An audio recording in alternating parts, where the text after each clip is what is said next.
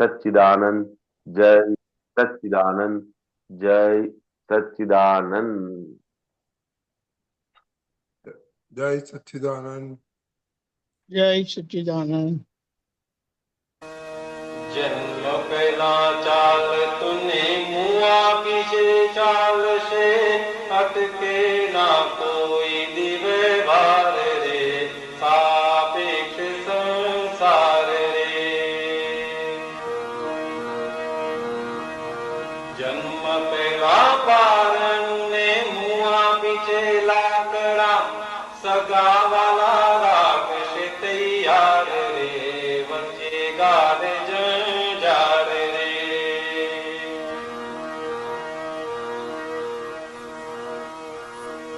निश्चय ने वैदिक शुद्ध आत्मा छू बाकी बधो निकाली वेपार रे आत्मवती समय सार रे। जय सच्चिदानंद। जय सच्चिदानंद। जय सच्चिदानंद। એમ કીધું છે કે જીવ સંસારી જ હોય છે. જે હું દીપક આનંદ છું તો હું ક્યારે દીપક આનંદથી જુદું એટલે એની બધી પ્રાકૃતિક અસરોમાં પોતે એકાકાર જ હોય એટલે ભટક ભટક જ કરે. અને આપણી જ્ઞાન થવા પહેલા એ જ પરિસ્થિતિ હતી. દાદાની કૃપાથી છૂટા પડ્યા. બહુ સરસ વાત. તરુબેન કોના પાડોશી કહેવાય? શું કહ્યું? તરુબેન કોના પાડોશી કહેવાય? એમના પાડોશી કહેવાય. જ્ઞાન વાપરો, સામાન્ય વ્યવહાર કે તરુબેન તમારા પાડોશી કહેવાય. બરાબર ને? બરાબર બરાબર.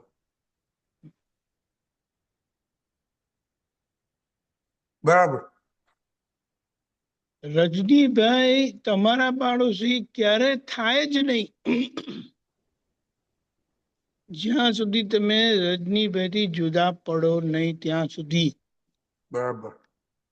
અને એ કમાલ થાય છે આ જ્ઞાનથી. એટલે એ જે બીજો ભાગ છે ને પહેલા પાર્ટમાં જન્મ પહેલા ચાલતો ને મુઆ પછી ચાલશે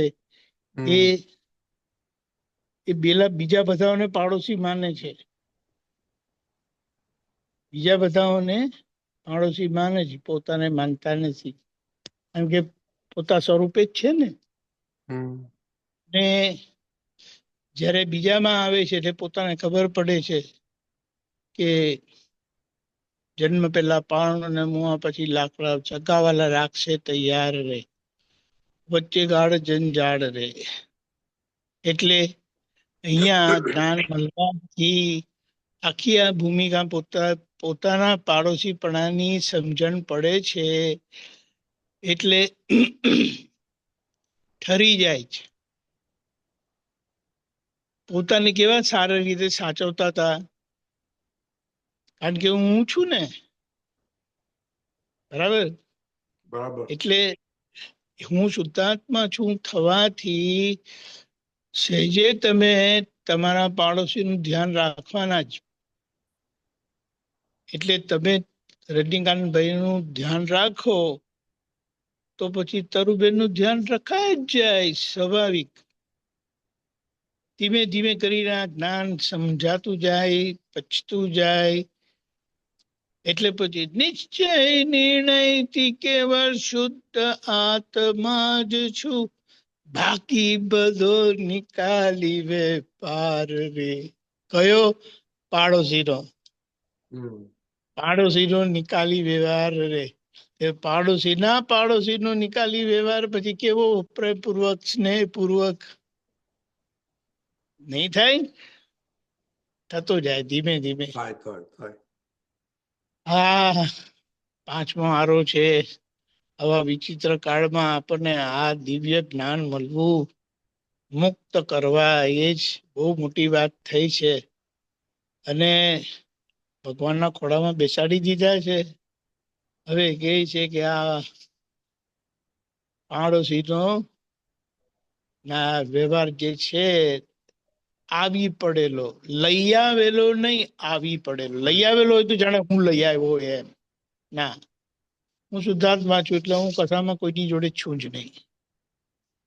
પણ અંદરની વિતરાગતા ક્યારે સિદ્ધ થાય, પ્રૂવ થાય, એન્ડોર્સ થાય, જ્યારે બહારના પાડોશીનો વ્યવહાર તમારો પ્રેમ પૂર્વક થાય ત્યારે, પ્રેમ સ્વરૂપ થાય ત્યારે. અને આ એનો પ્રોસેસ છે. આ સમજી જવાનું અને આત્મવર્તી સમયસાર રે એ આપણી આખી આ પોતાની અંદરની વિતરાગતાની અનુભૂતિ છે. બહાર બધાના થઈ ગયા એટલે તમે પ્રેમ સ્વરૂપ થઈ ગયા. અને એ આપણે ધીમે ધીમે જેમ જેમ સમજણ પડતી જાય તેમ તેમ આપણે થતા જઈએ છીએ. દુશ્મન રહેતા જ નથી. અને જે વાલા છે